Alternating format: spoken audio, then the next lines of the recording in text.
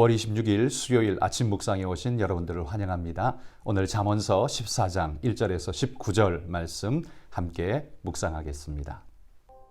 지혜로운 여인은 자기 집을 세우되 미련한 여인은 자기 손으로 그것을 허느니라. 정직하게 행하는 자는 여호와를 경외하여도 패역하게 행하는 자는 여호와를 경멸하느니라. 미련한 자는 교만하여 입으로 매를 자청하고 지혜로운 자의 입술은 자기를 보전하느니라. 소가 없으면 구유는 깨끗하려니와 소의 힘으로 얻는 것이 많으니라. 신실한 증인은 거짓말을 아니하여도 거짓 증인은 거짓말을 뱉느니라. 거만한 자는 지혜를 구하여도 얻지 못하거니와 명철한 자는 지식 얻기가 쉬우니라. 너는 미련한 자의 앞을 떠나라. 그 입술에 지식 있음을 보지 못함이니라. 슬기로운 자의 지혜는 자기의 길을 아는 것이라도 미련한 자의 어리석음은 속이는 것이니라. 미련한 자는 죄를 심상히 여겨도 정직한 자 중에는 은혜가 있느니라. 마음의 고통은 자기가 알고 마음의 즐거움은 타인이 참여하지 못하느니라. 악한 자의 집은 망하겠고 정직한 자의 장막은 흥하리라. 어떤 길은 사람이 보기에 바르나 필경은 사망의 길이니라. 웃을 때에도 마음에 슬픔이 있고 즐거움의 끝에도 근심이 있느니라. 마음이 굽은 자는 자기 행위로 보응이 가득하겠고 선한 사람도 자기의 행위로 그러하리라. 어리석은 자는 온갖 말을 믿으나 슬기로운 자는 자기의 행동을 삼가느니라. 지혜로운 자는 두려워하여 악을 떠나나 어리석은 자는 방자하여 스스로 믿느니라. 노하기를 속히하는 자는 어리석은 일을 행하고 악한 계교를 꾀하는 자는 미움을 받느니라. 어리석은 자는 어리석음으로 기업을 삼아도 슬기로운 자는 지식으로 면류관을 삼느니라. 악인은 선인 앞에 엎드리고 불의한 자는 의인의 문에 엎드리느니라. 자, 오늘 말씀도 여전히 지혜자와 어리석은 자를 비교하면서 우리에게 지혜의 길을 권면하는 말씀입니다. 오늘은 개인에 대한 이야기도 있지만 의미보다는 그 개인이 어머니나 국가의 지도자나 가족의 지도자로서 우리가 어떻게 해야 할지에 대해서 강조하는 말씀을 함께 살펴보도록 하겠습니다. 오늘 구구절절이 귀중한 말씀들이 많이 쏟아지고 있습니다. 절절히 끊어져서 우리에게 전하는 메시지지만 이걸 일일이 다 할 수가 없어서 저는 오늘 몇 개의 구절만 뽑아서 여러분과 함께 말씀을 나누고자 합니다. 먼저 1절에 보시면 지혜로운 여인은 자기 집을 세우되 미련한 여인은 자기 손으로 그것을 허느니라. 여기 여인이라고 되어 있지만 사실 이 지혜가 어디 여인에게만 국한되는 거겠습니까? 여인으로 통칭되는 그런 모든 인생에 대한 이야기를 지금 하는 것입니다.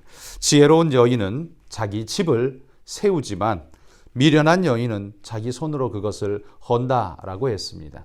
지혜로운 여인은 조언과 본을 보임으로써 자기 가족을 올바른 길로 인도하고 안전하고 평안의 길로 인도하지만 미련하고 어리석은 여인은 악한 행동으로 나쁜 교훈을 가르쳐 멸망과 죄의 길로 그 가족을 끌고 가게 된다는 거죠. 이건 가족의 지도자나 나라의 지도자나 마찬가지의 교훈이라고 할 것입니다.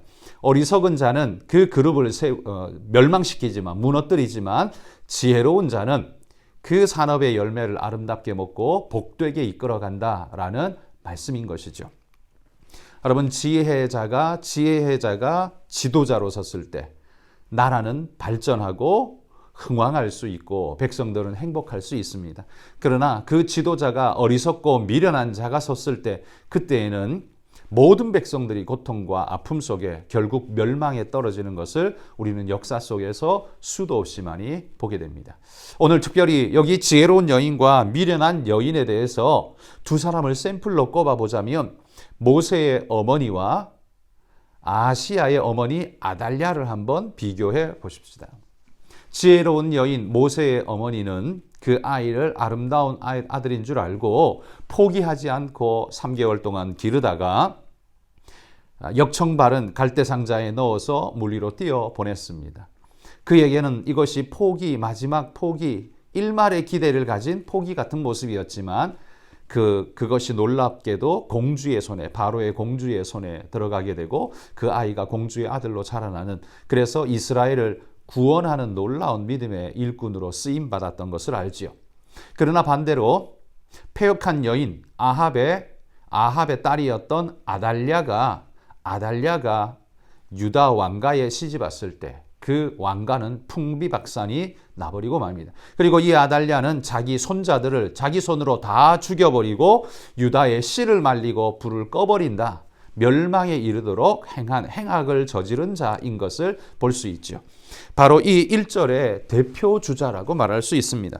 지혜로운 여인은 자기 집을 세우되, 모세의 어머니는 모세만 살린 게 아니라요, 모든 이스라엘 백성들을 구원으로 이끌어내는, 자기 집을 살리는, 이스라엘 가족 전체를 살리는 위대한 역사를 이루었고, 미련한 여인 아달랴는 자기 손으로 자기 가족과 유다 나라 전체를 멸망에 떨어뜨리는 그런 어리석은 일을 행한 것을 우리가 알 수 있습니다.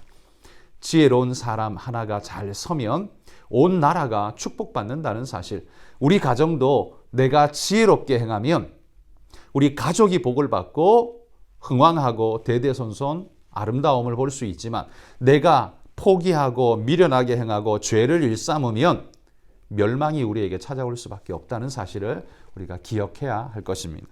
또 하나는 4절에 보면 이런 말씀을 합니다. 소가 없으면 구유는 깨끗하려니와 소의 힘으로 얻는 것이 많으니라. 저는 이 말씀을 참 많이 사랑합니다. 왜냐하면 사람이 살아가는데 허물지고 연약하고 부족한 것, 이런 것은 없을 수가 없는, 어찌 보면 가시와 엉겅퀴 같이 인류의 역사에 없어질 수 없는 어떤 요소로 작동하는 것 같습니다. 이것이 싫다고 해서 이걸 다 없앨 수 있습니까?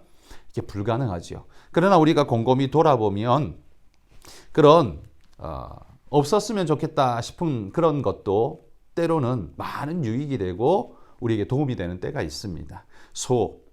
구유가 깨끗하지 못하죠. 소가 있으면, 왜냐하면 소는 아무 데서나 똥을 싸서 자기 구유 안에 똥을 싸놓고 냄새가 나고 지저분하고 더럽고 한 상황을 연출합니다. 그렇지만 그렇다고 해서 소를 없애버리면, 도살해버리면 어떻게 됩니까?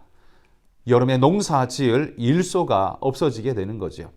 이 소가 있으므로 일손을 엄청나게 많이 도와줄 수 있고 농사를 수월하게 지을 수 있는 많은 산물을 낳게 하는데 도움이 됩니다. 비록 그 소가 냄새 나기도 하고 또 먹여 살려야 하고 지저분하게 보이기도 하고 그럴 수 있지만, 그것이 가져다주는 유익은 굉장히 크다라는 겁니다. 우리가 이솝우화에 아는 황금알을 낳는 거위 이야기가 있지 않습니까?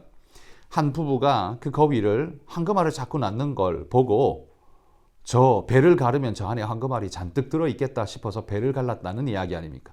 그 거위는 죽음으로써 더 이상 황금알을 그들에게 낳아줄 수 없는 거위가 돼버린 것처럼, 미련한 자는 어리석게 행하고 지혜로운 자는 지혜로서 더 풍요하게 합니다. 이 소라는 것, 우리에게 유익도 주지만 냄새도 풍기고 불편함도 줄 수 있습니다. 그러나 유익이 훨씬 더 크다면 우리는 그 유익을 받아 잘 보유하고 또 발전시켜 가야 할 것입니다. 우리 삶에도 보면요, 그런 허물지고 연약한 모습이 우리 안에 있을 수 있지만 또 그런 모습 이면에 우리에게 유익이 되고 복되게 하는 여러 모습들도 있기 때문에 사람의 관계는 그런 허물을 덮어주고 또 눈 감아주고 보완해 줌으로써 우리가 서로가 아름다운 열매를 맺어가는 그런 아름다운 관계가 되어야 할 것입니다. 그리고 12절에 보십시오. 어떤 길은 사람이 보기에 바르나 필경은 사망의 길이니라, 이렇게 말합니다. 사람들이 아무리 자기가 옳고 바르게 많이 잘 따져보고 이것이다 라고 생각하고 선택하지만 그 길을 가다 보면 이게 아니었네 하는 때가 분명히 있지 않습니까? 이건 인간의 한계성을 분명히 말하는 겁니다. 12절의 말씀은 인간의 연약성과 한계성을 분명히 깨닫는 자가 오히려 지혜자다라고 말합니다. 실수가 없도록 하고자 하지만 실수가 없을 수가 없지요. 어떤 사람 보기에는 그 길이 100% 옳다라고 생각될지 모르지만 사망의 길로 빠져들 때가 있습니다. 그러므로 우리는 늘 돌다리도 두드려보고 건넌다는 심령으로 오늘 이것이 하나님의 뜻에 부합한가를 돌아보면서 늘 자신이 완전하지 않다는 걸 인정하고 겸손한 마음으로 오늘을 살아가고 사람을 대한다면 여러분 우리의 실수를 많이 경감시킬 수 있으리라 생각됩니다. 우리는 최선을 다하지만 그러나 완벽하진 않다라는 사실을 늘 기억하면서 자신이 완벽한 자인 것처럼 그렇게 행하는 일이 없도록 늘 이 말씀을 묵상하시기를 바랍니다. 그리고 15절에 보면 또 이렇게 말합니다. 어리석은 자는 온갖 말을 믿으나 슬기로운 자는 자기 행동을 삼가느니라. 이렇게 말합니다. 어리석은 자는요, 온갖 말을 믿고 그리고 그대로 행해버리는 거지요. 그러니까 어리석은 자는 행동이 쉽고 가볍고 깃털처럼 가벼워서 그냥 아무렇게나 해버리는 존재이지만 지혜로운 자는 행동이 가볍지 않고 무겁다는 거지요. 자기 행동을 삼가하느니라.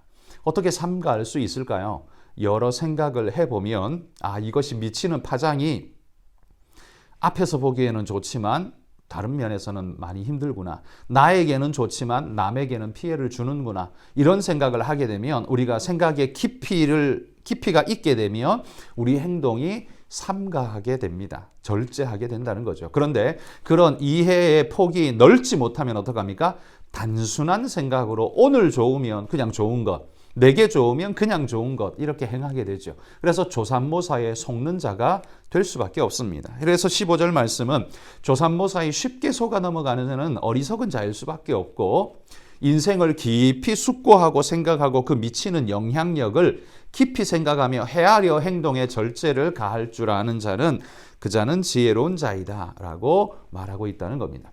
근시안이 얼마나 위험한가를 보여주는 말씀이기도 하죠.